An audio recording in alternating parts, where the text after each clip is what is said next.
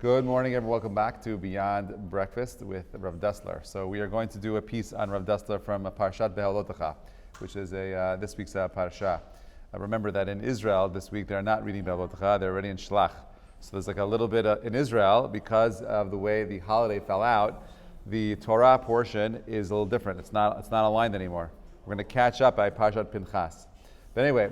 So Parshat begins as follows: Kach et Levim mitoch bnei Yisrael v'tahartem otam. Pasuk says very clearly, take all the Levites out of the children of Israel, and I will purify them. So Rabbi Dessler says as follows. He says this pasuk goes on to list several kinds of purifications: sprinkling with the sanctified water, shaving hair, washing clothing, etc. All these acts are intended to add purity upon purity, refinement upon refinement. The Torah concludes with the words, and they shall purify themselves, indicating the main point that they should purify themselves in their own hearts. But you want to be pure. What is this concept of tahara over here? How does it work?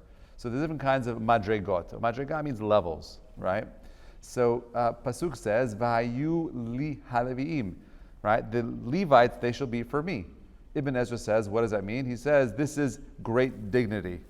Mine, he says, means devoted to me, right? That these people are going to be the ones that are doing the things that God wants them to do, which implies service that is completely and absolutely for the sake of heaven, lishma, and that is the greatest madrega. Meaning, what motivates you to do the things that you do?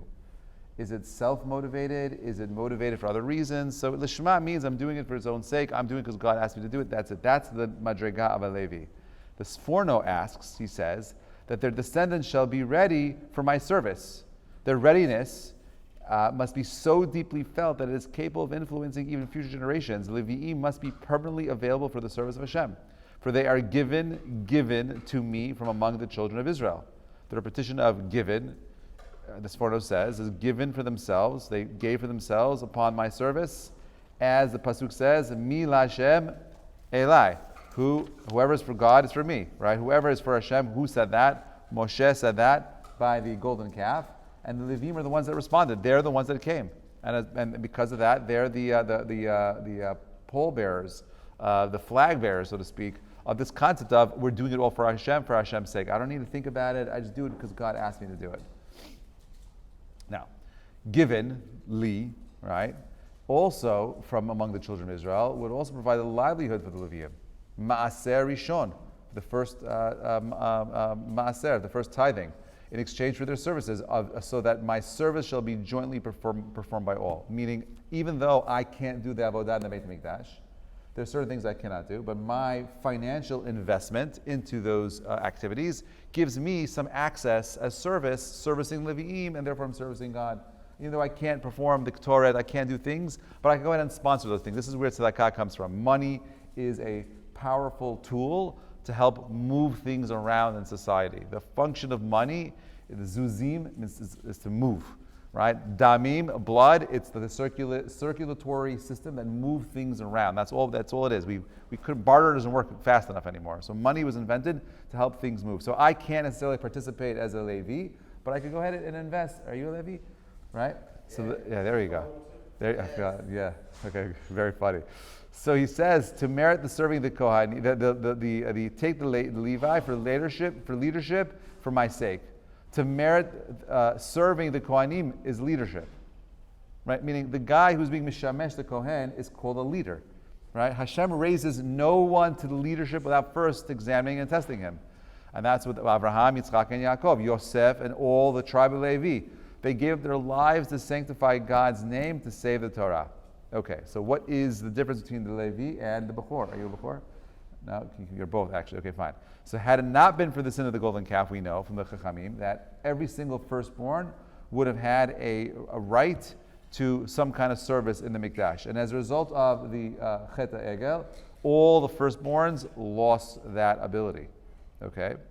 It was an ancient tradition that the service to be performed by the firstborn, they are the most honored in their home, and the service belongs to them. And as we know, greater advantage, more kelim means more obligations.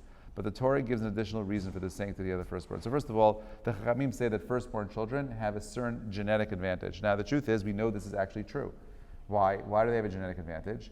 The younger your parents are when they have you, the more genetic advantage you have than your other siblings. As your parents get older and they make children later, those kids have less of the original, full, youthful DNA that made the parents.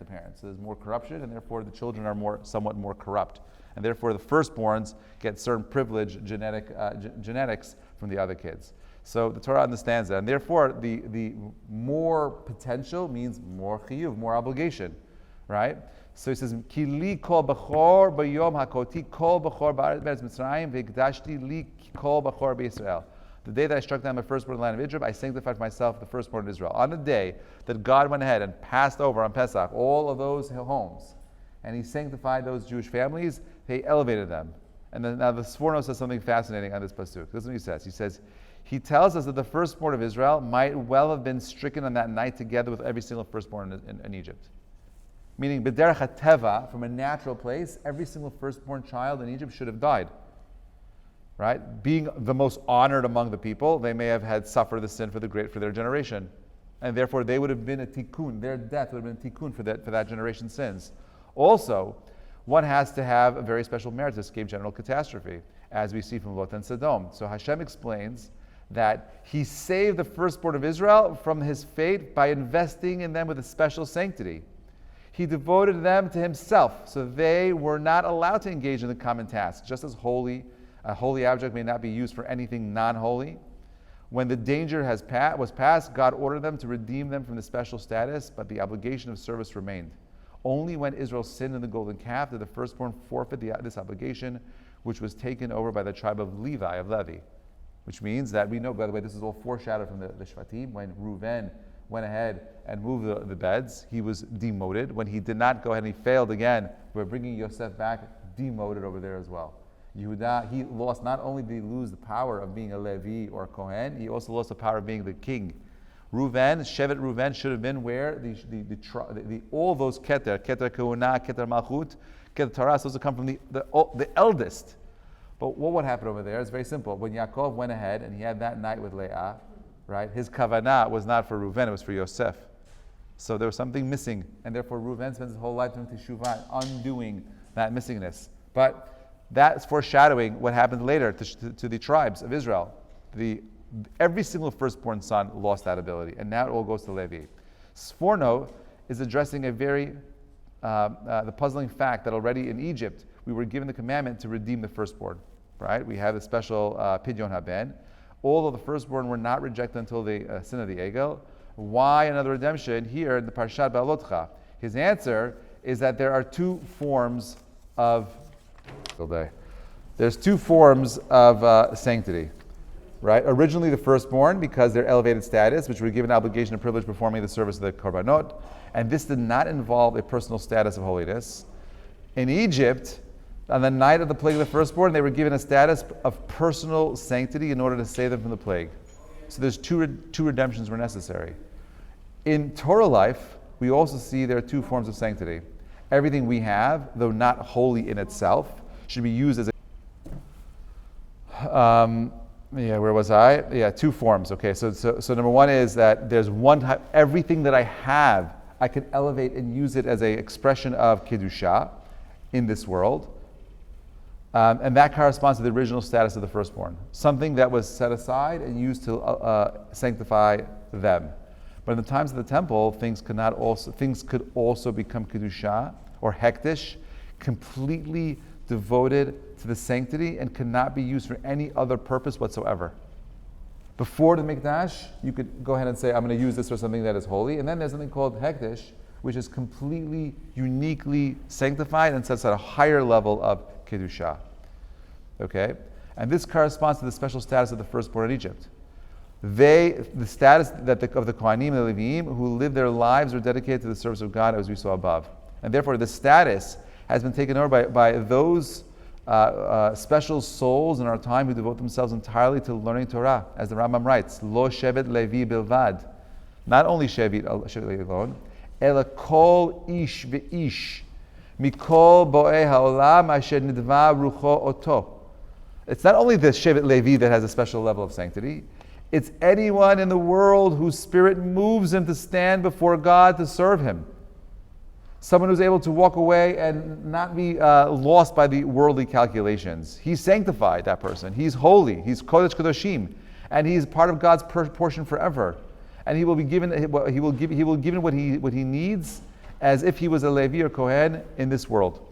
So you don't have to be a Levi or a firstborn to have special status. The difference is that their status, the Levi and the Kohen, their status is genetic, like the firstborn status. And that what the Rambam is saying is forget about the firstborn, forget about the Levi, forget about the Kohen. You can have something called Keter Torah, which is greater than Keter Kehuna, greater than Keter Malchut. Keter Torah, that's what you want, that's the crown. And therefore he says the mitzvah of redeeming the firstborn throughout the generations seems to teach us that there is some residual sanctity in the firstborn even today. A human being sees the hand of God most clearly in the first appearance of anything.